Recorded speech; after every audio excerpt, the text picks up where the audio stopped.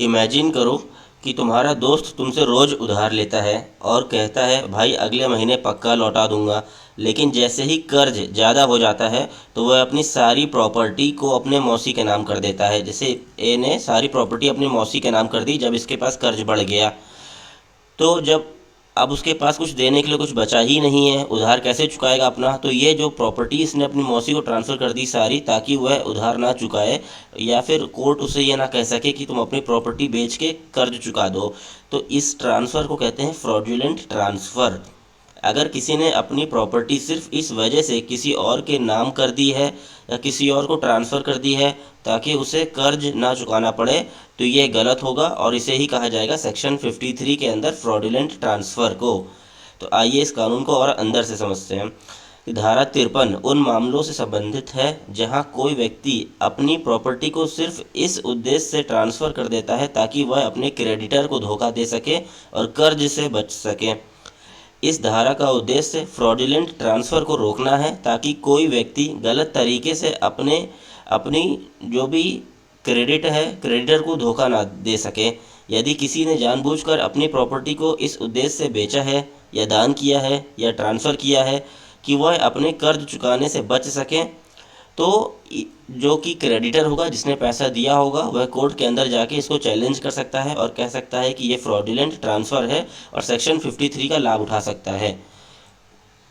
यह धारा किसी भी ऐसे कॉन्ट्रैक्ट को रोकती है जो जानबूझकर किसी कर्जदार को नुकसान पहुंचाने के इरादे से की गई हो। अब एसेंशियल एलिमेंट्स देख लीजिए फ्रॉडुलेंट ट्रांसफ़र के। सबसे पहले ट्रांसफ़र ऑफ इमूवेबल प्रॉपर्टी, सिर्फ और सिर्फ इमूवेबल अचल संपत्ति पे ही सेक्शन 53 लागू होता है।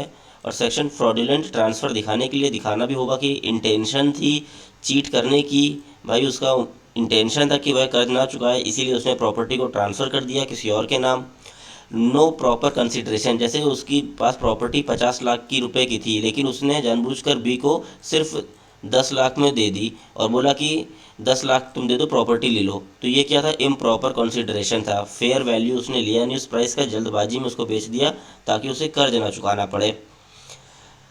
Can be cancelled by the creditor, अब जिसने उधार दिया था वह इसको कोर्ट में चैलेंज कर सकता है। जब तक वह चैलेंज नहीं करेगा ये वॉइड नहीं होता है। एक्सेप्शन टू फ्रॉडुलेंट, कुछ अगर प्रॉपर्टी ट्रांसफ़र हुई है तो ये कुछ एक्सेप्शन भी होते हैं इसके अंदर। अगर उसने प्रॉपर्टी को गुड फेथ के अंदर ट्रांसफ़र किया है तो यह वैलिड ट्रांसफ़र माना जाएगा। Transfer does not cause insolvency, अगर वह सच में दिवालिया निकल चुका था उसके पास पैसे बिल्कुल नहीं बचे थे और कोर्ट ने इंटरवीन किया और कहा तुम दिवालिया हो चुके हो तो तुम्हारी प्रॉपर्टी को हम सेल करते हैं ऑक्शन के माध्यम से नीलाम करते हैं, तब ये वैलिड माना जाता है, तब ये फ्रॉडुलेंट ट्रांसफ़र के अंदर नहीं आएगा। या फिर अगर उसने प्रॉपर कंसिडरेशन अमाउंट लिया है, उसकी मकान का वैल्यू 50 लाख था, उसने 50 लाख ही रुपए लिया है अगली पार्टी से, तो माना जाएगा कि यह फ्रॉडुलेंट ट्रांसफ़र नहीं है क्योंकि प्रॉपर कंसिडरेशन भी लिया था उसने। अब कुछ अगर मान लो जो प्रॉपर्टी सेल करता है, अब जैसे ए ने सेल किया अपनी मौसी को प्रॉपर्टी, जो कि पहला एग्जांपल था। अब इसके राइट्स क्या हैं? ए के कुछ राइट्स हैं, जैसे कि वो कह सकता है कि भाई मैंने फ्रॉडुलेंट इंटेंशन से सेल नहीं किया है, तो वो बच सकता है। अगर वो कहे कि उसके पास गुड इंटेंशन था सेल करने का और उसके पास ओनरशिप थी जो कि उसने फेयर कंसिडरेशन अमाउंट में ली है, जितना प्राइस था उतना ही प्राइस लिया है। अब राइट टू ट्रांसफरी, अब जिसको प्रॉपर्टी मिली है जिसने खरीदी है वह क्या कह सकता है कि साहब हमने तो गुड फेथ में प्रॉपर्टी खरीदी थी, हमें तो पता भी नहीं था यह विवादित प्रॉपर्टी है। वह अपना मालिकाना अधिकार को डिफेंड कर सकता है, बल्कि कंपनसेशन भी मांग सकता है, मुआवजा। अगर ऐसा कुछ निकलता है कि फ्रॉड है प्रॉपर्टी, उसको लीगल प्रोटेक्शन भी मिल जाएगा धारा 53 की।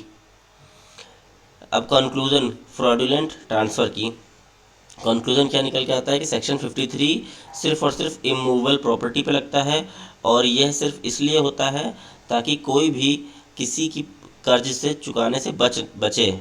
धारा 53 का मकसद है धोखाधड़ी से होने वाले प्रॉपर्टी को ट्रांसफ़र को रोकना। अगर कोई व्यक्ति जानबूझकर कर्ज से बचने के लिए संपत्ति बेचता है तो वह रद्द कराया जा सकता है न्यायालय के अंदर। अगर खरीदार ने सही तरीके से प्रॉपर्टी को खरीदा है जांच पड़ताल करके, तो ये वैलिड माना जाएगा। Burden of proof lies on creditor first, अदालत में साबित करना होगा क्रेडिटर को कि धोखाधड़ी से ये फ्रॉडुलेंट ट्रांसफ़र हुआ है। तो ये कॉन्सेप्ट था फ्रॉडुलेंट ट्रांसफ़र का।